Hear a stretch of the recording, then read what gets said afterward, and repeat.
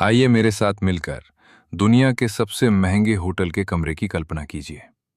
एक personal butler, airport से Rolls Royce की सवारी, एक ऐसा स्वीट जिसका एक रात का किराया आम इंसान की साल भर की कमाई से भी ज्यादा है। हर तरफ सोना, दीवारों और छतों पर असली सोना। अब जरा सोचिए कि यह सब खाली पड़ा है। सिर्फ वो कमरा ही नहीं, बल्कि पूरा का पूरा होटल।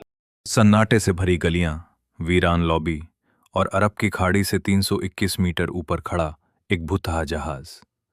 मिडिल ईस्ट की सबसे ज्यादा तस्वीरें खींचे जाने वाली इमारत, अंधेरी और खोखली। ये है बुर्ज अल अरब। ये उस सभ्यता की कहानी बयां करता है जिसने खुद को सचमुच रेत पर खड़ा किया और फिर लहरों को उसे बहाते हुए देखा। लेकिन यहां एक ऐसा सवाल खड़ा होता है जो कोई नहीं पूछ रहा। क्या दुबई का ये खालीपन महज एक इत्तेफाक था, या ये तबाही तय थी? जब आप और मैं इसके पैसों और राजनीति की तह तक जाएंगे तो एक खौफनाक सच सामने आएगा। दुबई के पास सिर्फ पर्यटकों की कमी नहीं हुई थी। दरअसल दुबई के पास वक्त ही खत्म हो गया था। इस पतन को समझने के लिए हमें पहले उस सुनहरे सपने को समझना होगा। और दुबई का वो सपना आधुनिक दुनिया की हर कोशिश से बिल्कुल अलग था। साल 1960 में दुबई सिर्फ एक मछुआरों का गांव था, फारस की खाड़ी का एक रेगिस्तानी किनारा जहां न तेल था, न पानी, न खेती और ना ही कोई भविष्य। आबादी थी महज 40,000 लोगों की। न कोई गगनचुंबी इमारतें थीं, न कोई हाईवे और न ही कोई इंटरनेशनल एयरपोर्ट। चारों तरफ सिर्फ रेत और मोती निकालने वाले गोताखोर थे। फिर शेख राशिद बिन सईद अल मखतूम को एक तरकीब सूझी जिसने शहर के वजूद की परिभाषा को ही हमेशा के लिए बदल दिया। उन्होंने दुबई के भूगोल को देखा और एक बंदरगाह बनाने का फैसला किया। कोई मामूली बंदरगाह नहीं, बल्कि दुनिया का सबसे बड़ा मानव निर्मित बंदरगाह, जेबेल अली, जिसकी गोदी 14 किलोमीटर लंबी थी। ये बेलगाम महत्वाकांक्षा की एक ऐसी मिसाल थी जिसके लिए जेब में पैसा होने से पहले ही खर्च कर दिया गया। और ये दाव काम कर गया। व्यापार तेजी से बढ़ा, पैसा बरसने लगा। फिर शेख मोहम्मद बिन राशिद अल मखतूम ने अपने पिता के काम को 1000 गुना बढ़ाने का फैसला किया। 90 के दशक तक आते आते उनका यह प्लान हैरान कर देने वाला था। दुबई को दुनिया का सबसे बड़ा लग्जरी डेस्टिनेशन, फाइनेंशियल हब और शॉपिंग कैपिटल बनना था। उन्हें एक ऐसी इमारत की जरूरत थी जो रातों रात पूरे शहर को दुनिया के नक्शे पर चमका दे। वो इमारत थी बुर्ज अल अरब। साल 1994 में एक कृत्रिम द्वीप पर इसका निर्माण शुरू हुआ। यह इंजीनियरिंग का एक चमत्कार था। 230 कंक्रीट के खंभों को समुद्र तल में 40 मीटर गहराई तक धंसाया गया था।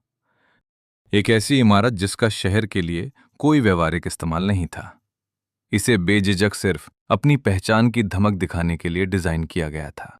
90 के दशक तक इस योजना का पैमाना आंखें चौंधिया देने वाला था।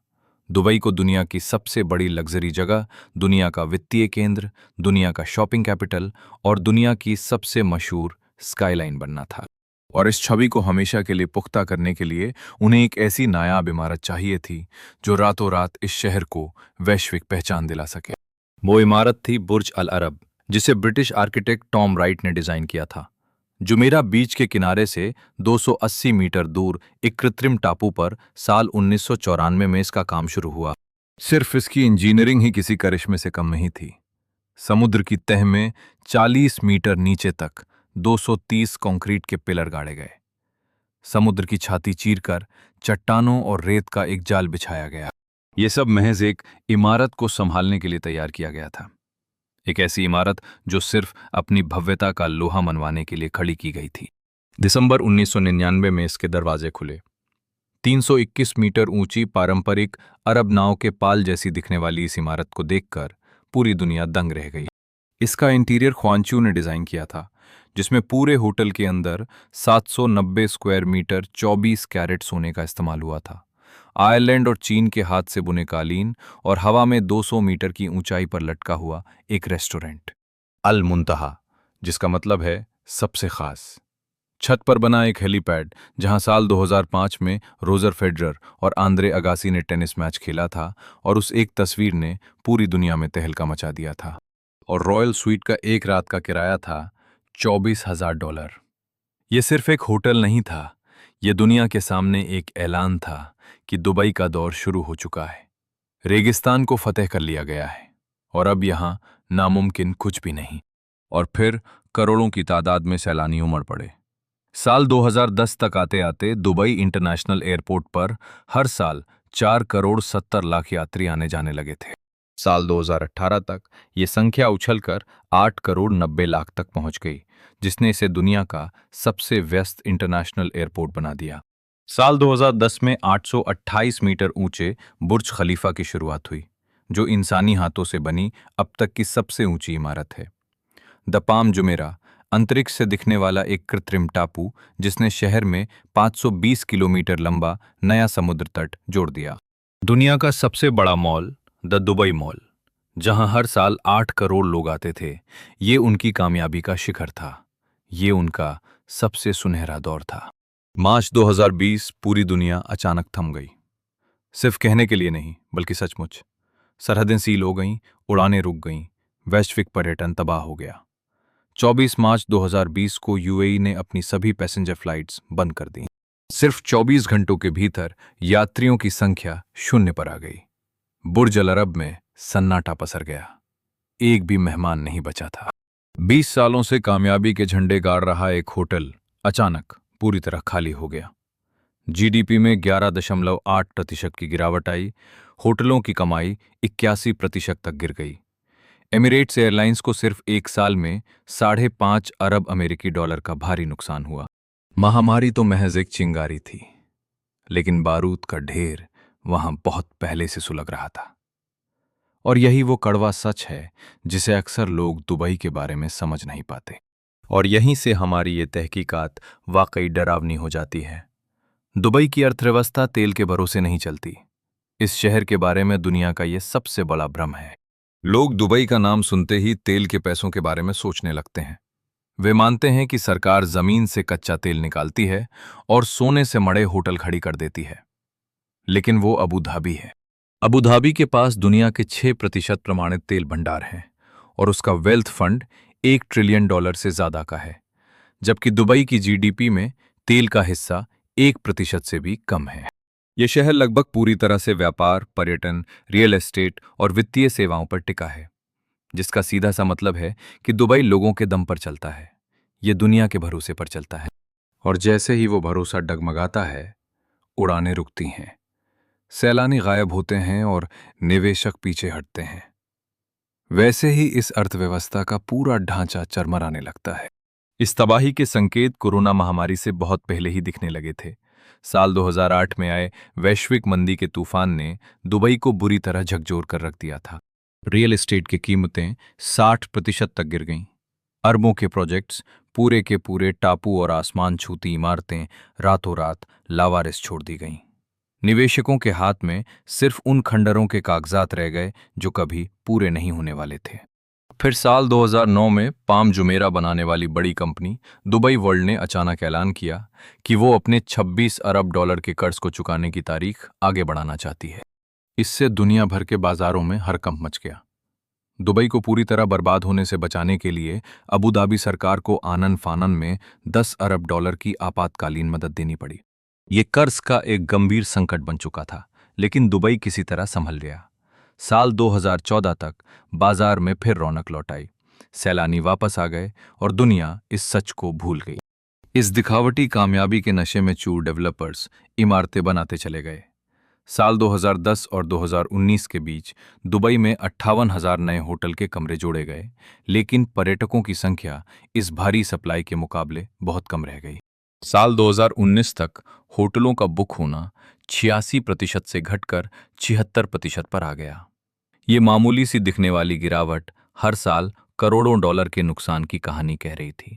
ये शहर जरूरत से कहीं ज्यादा तेजी से निर्माण कर रहा था, और अगर आप और मैं इसके रियल एस्टेट के आंकड़ों को देखें तो सच इससे भी ज्यादा हैरान करने वाला है। 2019 तक वहां 40,000 संपत्तियां खाली पड़ी थीं। दुबई मरीना में भूतिया मीनारें, डाउनटाउन में खाली मंजिलों का सन्नाटा। ये कोई घर नहीं थे, ये तो बस संगमरमर और सोने की परत चढ़े सट्टेबाजी के बुलबुले थे। किराए से होने वाली कमाई 9% से घटकर सिर्फ 5% रह गई। संपत्तियों के दाम अपने उच्चतम स्तर से 30 से 40% तक गिर चुके थे। लेकिन इस सच को मानना उस भरोसे को तोड़ देता जिस पर यह पूरा सिस्टम टिका था। फिर कोविड आ गया। वे 40,000 खाली संपत्तियां 80,000 हो गईं और कुल आबादी की 90% बाहरी आबादी यानी प्रवासी मजदूर वापस जाने लगे।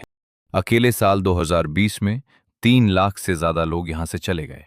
जब आपकी अर्थव्यवस्था ढहती है तो शहर बसाने वाले लोग अपनी जमा पूंजी समेटकर चुपचाप अपने घर लौट जाते हैं। ये तो बस एक शुरुआत है, असली मुसीबत पानी के नीचे छिपी है। और कहानी यहां और बदतर हो जाती है क्योंकि दुबई की पूरी अर्थव्यवस्था सिर्फ 4 स्तंभों पर टिकी है: व्यापार, पर्यटन, रियल एस्टेट और फाइनेंस। साल 2020 में ये चारों एक साथ ढह गए। जेबल अली बंदरगाह से होने वाला व्यापार 20% तक गिर गया। पर्यटन से होने वाली कमाई 70% घट गई। रियल एस्टेट के सौदों में 25% की गिरावट आई और वित्तीय सेवाएं सिमट गईं। इतिहास में पहली बार इसके चारों इंजन एक साथ ठप हो गए। सरकारी घाटा जीडीपी के 4.3% तक पहुंच गया। बिना तेल की कमाई और बिना किसी प्राकृतिक संसाधन वाले इस छोटे से शहर के लिए ये आंकड़ा बेहद खौफनाक है। ये कोई मामूली मंदी या अस्थायी समस्या नहीं है। दुबई के लिए ये उसके वजूद और भविष्य पर खड़ा हुआ एक बहुत बड़ा सवालिया निशान है। अब वो छलावा टूट रहा है और कड़वी सच्चाई सामने आ रही है। दुबई का ये सन्नाटा, अंधेरे होटल और सूनी लॉबियां कोविड की देन नहीं है। महामारी ने तो बस उस सच को बेनकाब किया है जो इसके वजूद में पहले से मौजूद था। इस शहर की 93% आबादी जो इन गगनचुंबी इमारतों में रहती है, उनका इस शहर से कोई भावनात्मक लगाव नहीं है। वे यहां सिर्फ टैक्स फ्री सैलरी और आलीशान लाइफस्टाइल के लिए आए हैं। जैसे ही कहीं और बेहतर मौका मिलेगा वे चले जाएंगे। और आज मुकाबला पहले से कहीं ज्यादा कड़ा है। विजन 2030 के तहत सऊदी अरब एक नए भविष्य के लिए $800 अरब झोंक रहा है। नियोम की भव्यता से लेकर अल उला की विरासत तक सऊदी के पास वो सब कुछ है जो दुबई के पास नहीं है: एक सच्चा इतिहास, विरासत और असीमित पैसा। दुबई ने खुद को वैश्वीकरण के उस दौर के लिए ढाला था जो अब खत्म हो रहा है। तमाशा फीका पड़ते ही भीड़ कहीं और चली जाती है। बुर्ज अल अरब एक दाव था, एक ऐसा दाव कि अगर आप दुनिया की सबसे आलीशान इमारत खड़ी कर देंगे तो लोग हमेशा खिंचे चले आएंगे। आज इस दांव की ऐसी परीक्षा हो रही है जो इसके निर्माताओं ने कभी सोची भी नहीं थी। अब यहां सबसे बड़ी दरार दिखती है जो दुबई के बड़े बड़े योजनाकारों की रातों की नींद उड़ाए हुए है। साल 2030 तक चाहे उनके सारे टूरिज्म प्लान कामयाब हो जाएं, चाहे वे सऊदी की चुनौती से निपट लें या उनका रियल एस्टेट संभल जाए, दुबई के सामने एक ऐसा खतरा है जिसे सोने की चमचमाती परत भी नहीं छुपा सकती: जलवायु परिवर्तन। दुबई में गर्मियों का तापमान पहले ही अक्सर 45 डिग्री सेल्सियस पार कर जाता है। साल 2050 तक वैज्ञानिकों का अनुमान है कि यूएई के कुछ हिस्सों में तापमान और उमस का वो जानलेवा स्तर होगा जहां इंसानी शरीर का जीवित रहना नामुमकिन हो जाएगा। ये शहर समंदर किनारे रेगिस्तान में बसा है। बढ़ता जल स्तर इन कृत्रिम द्वीपों को निगलने के लिए तैयार खड़ा है। पाम जुमेरा, जिसने 520 किलोमीटर नया तट बनाया था, आज समुद्री सतह से बस जरा सा ऊपर टिका है। इस तेजी से बदलते मौसम में समुद्र का हर 1 मीटर बढ़ना इस समंदर पर बसे शहर के लिए मौत का बुलावा है। और सबसे बड़ी विडंबना देखिए, जिस एविएशन इंडस्ट्री ने दुबई को आसमान पर पहुंचा है, इसके हवाई अड्डे से हर साल गुजरने वाले 8 करोड़ 90 लाख यात्री, 6 महाद्वीपों के 150 शहरों को जोड़ने वाली एमिरेट्स की उड़ानें ही उस कार्बन उत्सर्जन के लिए सबसे ज्यादा जिम्मेदार हैं जो आज इस शहर के वजूद को मिटाने पर आमादा है। दुबई ने लोगों को आसमान की सैर कराकर अपना साम्राज्य खड़ा किया और वही उड़ानें आज इस शहर को धीरे धीरे रहने के लायक नहीं छोड़ रही हैं। तो ऐसे में बुर्ज अल अरब का क्या होगा? ये अब भी खड़ा है, अरब की खाड़ी पर शान से तैर रहा है। इसके रॉयल स्वीट का किराया अब भी $24,000 प्रति रात है। इसकी चमक बरकरार है। मेहमान अब भी हेलीकॉप्टर से आते हैं और $700 की चाय पीते हैं। दुबई ने कमाल की वापसी दिखाई है। महामारी के बाद ये शहर दुनिया के किसी भी अन्य देश से कहीं तेजी से संभला। साल 2022 में यहां 1,43,60,000 विदेशी सैलानी आए। साल 2023 में ये संख्या 1,71,50,000 तक पहुंच गई, जो एक नया रिकॉर्ड था। अमीर और रईस लोगों के यहां बसने से रियल एस्टेट मार्केट आसमान छूने लगा और सारे पुराने रिकॉर्ड टूट गए, क्योंकि वे यहां टैक्स छूट और राजनीतिक निष्पक्षता चाहते थे। कई इलाकों में संपत्तियों की कीमतें 2009 की मंदी से भी ऊपर निकल गईं। ये सुधार कोई दिखावा नहीं था। शेख मोहम्मद की सरकार ने तुरंत बड़े फैसले लेते हुए लॉन्ग टर्म गोल्डन वीजा की शुरुआत की। निवेशकों और पेशेवरों को लुभाने के लिए मनोरंजन के दरवाजे खोल दिए गए, ताकि नई पीढ़ी को आकर्षित किया जा सके। लेकिन संकट से उबरने का मतलब ये नहीं कि समस्या हल हो गई है। एक संकट से उबरने का मतलब अगले संकट से सुरक्षा नहीं है। बुनियादी खामियां आज भी वैसी ही हैं। वो 90% विदेशी आबादी, सऊदी से मिलता मुकाबला और सट्टेबाजी का खेल। सवाल ये है कि अगर वो दुनिया ही बदल गई जिसके लिए दुबई बना था, तो अब इसका वजूद क्यों और किसके लिए है? बुर्जुल अरब इस सवाल का जवाब था कि क्या नामुमकिन को मुमकिन बनाया जा सकता है, और 20 सालों तक इसका जवाब सोने जैसी चमकती हुई एक आलीशान हाँ के रूप में गूंजता रहा। लेकिन अब एक नया सवाल उठ खड़ा हुआ है, एक ऐसा पेचीदा सवाल जिसका जवाब हर उस शहर को देना होगा जो सिर्फ तमाशे विदेशी निवेश और दुनिया के भरोसे पर टिका है। क्या होगा जब दुनिया आप पर भरोसा करना बंद कर देगी? इसलिए नहीं कि आपने कुछ गलत किया है, इसलिए भी नहीं कि आपकी इमारतें छोटी पड़ गईं या आपके होटलों की चमक फीकी पड़ गईं, बल्कि इसलिए कि अब खुद ये दुनिया ही पूरी तरह बदल चुकी है। जिन बुनियादी बुनियादों पर यह शहर खड़ा था, जैसे असीमित पर्यटन, लगातार आता पैसा, बेरोक टोक वैश्वीकरण और स्थिर मौसम, अब वे वादे इतिहास बन चुके हैं। दुबई खत्म नहीं हुआ है। मैं यहां बिल्कुल साफ कर दूं कि उसकी कहानी अभी खत्म नहीं हुई है। लेकिन दुबई आज एक ऐसे दोराहे पर खड़ा है जो शेख राशिद के उस फैसले के बाद सबसे गंभीर है, जब उन्होंने एक छोटे से मछुआरों के गांव को वैश्विक बंदरगाह बनाने की ठानी थी। बंद कमरों में वित्तीय बैठकों और शासक के रणनीतिक दफ्तरों में आज वहां के नेता जिस सवाल से जूझ रहे हैं, वही गंभीर सवाल आज मैं आपके सोचने के लिए छोड़ रहा हूं। क्या सिर्फ दुनिया का सबसे आलीशान गंतव्य बनने के सपने पर खड़ा हुआ कोई शहर उस दौर में जिंदा रह पाएगा जहां लोग तमाशे और दिखावे से दूर भाग रहे हैं? क्या बाहरी लोगों के भरोसे चलने वाला ये शहर तब भी टिक पाएगा जब उनके पास अपने घर पर ही रहने की बड़ी वजह होंगी? क्या एक कृत्रिम द्वीप इस पाल के आकार की मीनार को अगली सदी तक संभाल पाएगा जब चारों तरफ समंदर उफान पर होगा और आसमान से बरसती आग इंसानी बर्दाश्त से बाहर हो जाएगी? मैं जानना चाहता हूं कि आप क्या सोचते हैं, क्योंकि ये सिर्फ दुबई की कहानी नहीं है। ये हर उस शहर और अर्थव्यवस्था की कहानी है जिसने भविष्य के एक ऐसे सपने पर अपना सब कुछ दांव पर लगा दिया जो शायद अब कभी सच न हो। हांगकांग, सिंगापुर, लास वेगस, हर वो जगह जिसने सिर्फ एक मशहूर मंजिल बनने के लिए अपनी पहचान बनाई। ये एक सपना बेचने जैसा था, इतिहास के खास पल में दुनिया के सवालों का जवाब बनना। लेकिन क्या होगा जब सवाल ही बदल जाए? अपनी राय नीचे कमेंट्स में जरूर बताएं। बताइए, क्या आपको लगता है कि दुबई खुद को फिर से बदल पाएगा, या फिर इस शहर ने कुछ ऐसा खड़ा कर दिया है जो बहुत बड़ा, बेहद भव्य है और एक ऐसी दुनिया पर निर्भर है जिसका अब अस्तित्व ही नहीं बचा? क्योंकि अगले 5 से 10 सालों में मिलने वाले जवाब ही तय करेंगे कि बुर्ज अल अरब 2050 में भी शान से खड़ा रहेगा, या फिर वो इंसानी महत्वाकांक्षा का दुनिया का सबसे महंगा स्मारक बन जाएगा।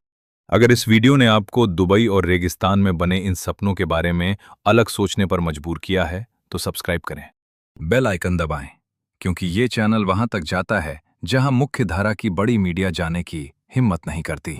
अगले हफ्ते आप और मैं मिलकर एक और ऐसे शहर का सच खंगालेंगे जो एक चमत्कार पर खड़ा था और अब बर्बादी की कगार पर है।